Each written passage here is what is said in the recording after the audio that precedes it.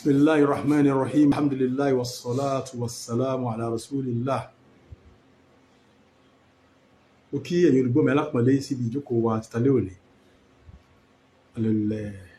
النظرة الفقهية للمسائل الشرعية المطروحة. Èyí tí a fẹ́ mẹ́nu bà lónìí kí Ọlọ́run bá kó ṣe àlékún àgbọ́yé ẹnìkọ̀ọ̀kan wa kí ó jẹ́ kí a lè mọ sọ èyí tí ó dùn mọ́ nínú.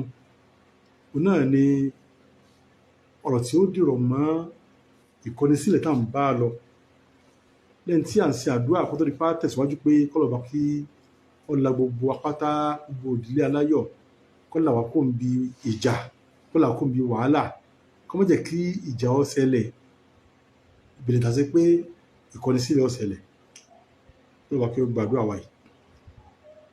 Tó bá jẹ́ wípé ọmọ ìyàwó àtọkọ ń bá gbèsè ayé lọ bàbá wa dé pé lámarín ìyàwó rẹ̀ yìí wọn ò fẹ́ kó wà nílé mọ́ kọ́ ọkọ̀ lẹ̀ ní o. Tàbí ìyá ni wọ́n bá mọ̀ pé baálé mi dákun wo kọ́ obìnrin ilẹ̀ irú ẹ̀ kọ́ gbọ́dọ̀ fẹ́rú ẹ̀ kọ́ ọkọ̀ lẹ̀ ni. Ṣé ọ̀dọ̀ràn yẹn fọmọ kọ́kọ́ lẹ̀ bí nípasẹ̀ tí bàbá wí àbí tí ìyá sọ àbí kí ni yóò ṣe